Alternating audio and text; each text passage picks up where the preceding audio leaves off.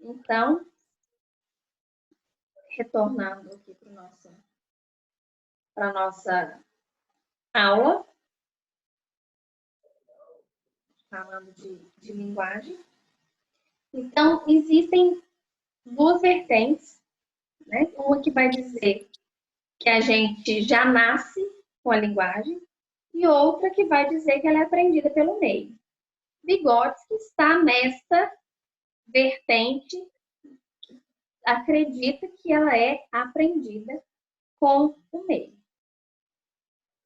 Então, a proposta interacionista do Piaget vai falar que a linguagem faz parte de uma função mais ampla, que é a capacidade de representar a realidade através de significados que se distinguem de significantes. O que ele está falando? Que a linguagem ela vai ter essa capacidade de representação da realidade através de significados. O Vygotsky vai trazer que a linguagem ela é considerada como um instrumento complexo que viabiliza a comunicação, a vida em sociedade. Certo? O que eu quero dizer aqui? Piaget vai trazer para a linguagem um significado muito mais simbólico. E o Vygotsky vai trazer para a linguagem um viés muito mais funcional. Né? Então, embora os dois sejam interacionistas. Os dois são teóricos interacionistas.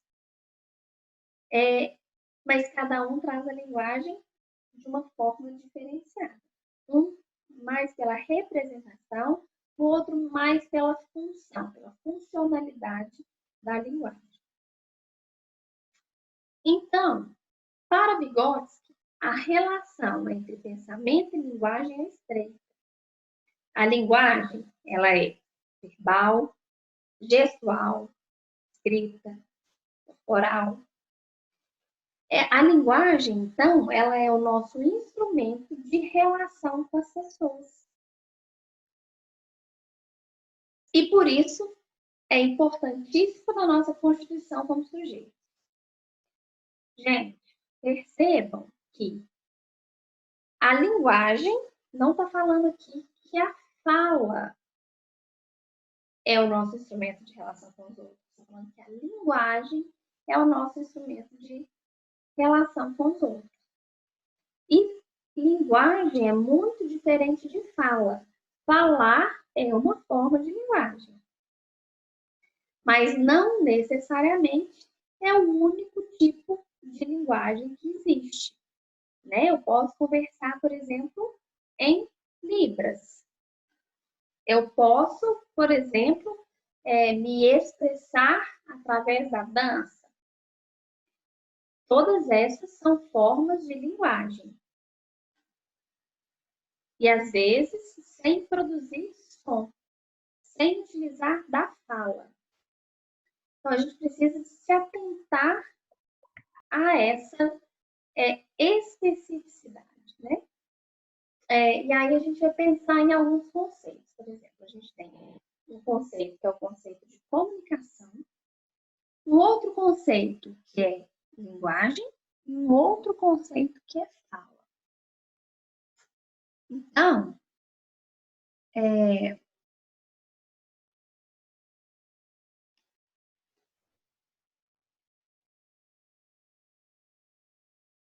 eu tenho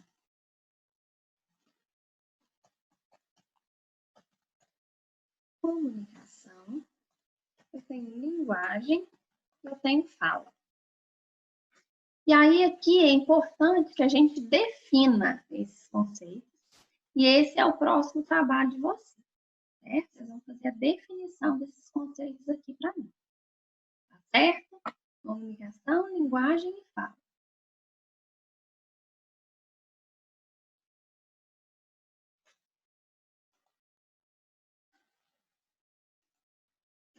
Deixa eu voltar lá para a tela. Então, deixa eu ficar aqui com vocês um pouquinho. Então tá. Comunicação. Vamos pensar num bebezinho bem pequenininho. Ele fala? ele se comunica? Sim. Qual é a forma de comunicação do bebê? Chorar. Uhum. Choro. Choro é uma forma de comunicação do bebê. Tem mais alguma?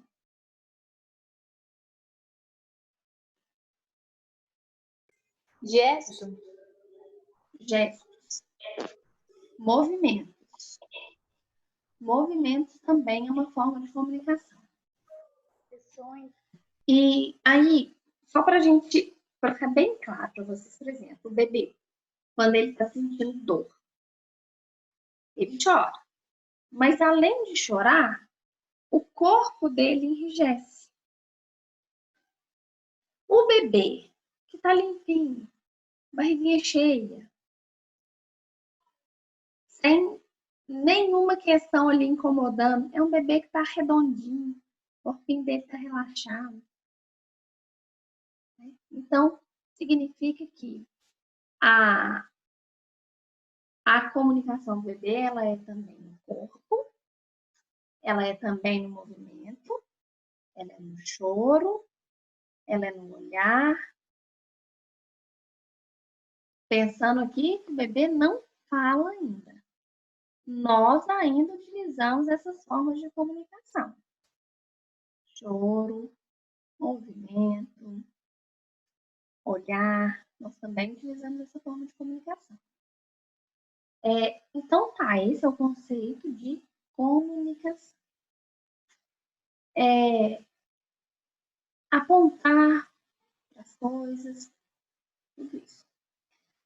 Então, agora eu vou pensar no que é linguagem, que é isso que a gente veio estudando, que é aquela representação simbólica de determinada palavra ou de determinada imagem. Né? Se eu falar com vocês cadeira, todo mundo fez uma representação do que é esse objeto que eu estou falando. Se eu mostrar para vocês uma foto da cadeira, vocês também vão ter uma representação do que é. Então, isso é a linguagem, né? Essa representação simbólica e que faz essa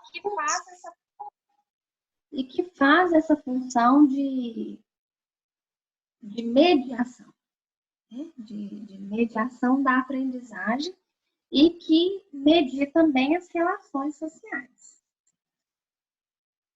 A fala é produção de som. Fala é movimento. Né? Para eu falar aqui, ó, eu estou aqui mexendo minha boca, mexendo minha língua, mexendo minha bochecha. Isso é fala.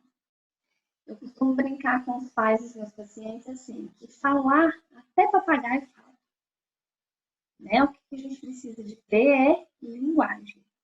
Linguagem é o fundamental para que a gente se entenda, para que a gente se comunique. Então, o fundamental é linguagem. Certo? Dúvidas? Não? Ok. Então, a linguagem, então, ela é, antes de tudo, social. A linguagem, ela vai cumprir um papel social, de nos inserir na sociedade. Então, a linguagem tem uma função inicial que é de comunicação, de expressão e de compreensão. Ou seja, eu tenho uma linguagem expressiva e eu tenho uma linguagem receptiva. Isso é a comunicação. Isso é a função social da linguagem. A função comunicativa, ela é estreitamente relacionada, combinada com o pensamento. Pensamento e linguagem têm essa função comunicativa e são combinadas. A comunicação é uma espécie de função básica porque permite interação social e, ao mesmo tempo, organiza o pensamento. Então, a linguagem, ela organiza o pensamento. Fantástico, né? Para Vygotsky, a aquisição da linguagem passa por 3 fases. Linguagem social, que seria esta que tem por função denominar e comunicar. E é a primeira linguagem que surge. Depois a gente tem uma linguagem que a gente chama de egocêntrica e depois a linguagem interior, que é intimamente ligada ao pensamento. Então, a primeira linguagem que surge tem essa função de denominar e comunicar, que é a linguagem social. Primeira fase, linguagem social. A segunda é a linguagem egocêntrica. Essa linguagem egocêntrica é quando a criança está ali falando, ela está ali brincando, ela está falando, ela vai relatando a brincadeira, ela está no mundo fantasioso, ela está falando o que ela está fantasiando. Depois não. Depois a linguagem, ela interioriza. Depois a gente, às vezes, só pensa, não fala. Né? Então, essas são as 3 fases da linguagem.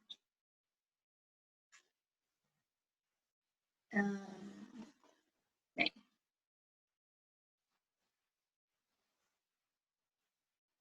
Vamos voltar. Então, dúvidas? Qual que é a terceira mesmo?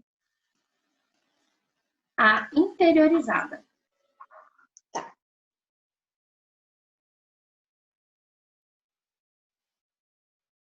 E aí, agora, eu tenho mais um vídeo para passar para vocês, que é um vídeo da comparação entre a teoria do Vygotsky e do Piaget. Igual a gente fez na aula passada, que a gente comparou as 2 teorias, né, do Freud e do Piaget. Comparou não, né? A gente estabeleceu um paralelo. A gente vai fazer a mesma coisa hoje. Estabelecendo um paralelo entre Piaget e Vygotsky. Tá bom? A mesma coisa que a gente fez na semana passada, tá? Fazendo esse paralelo.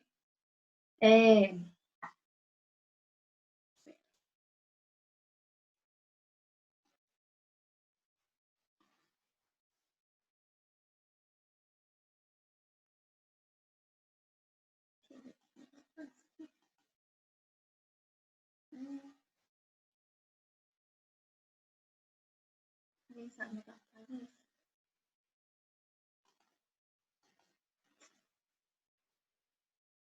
Não deu. Não consegui fazer. Tá bom, queria anotar para vocês.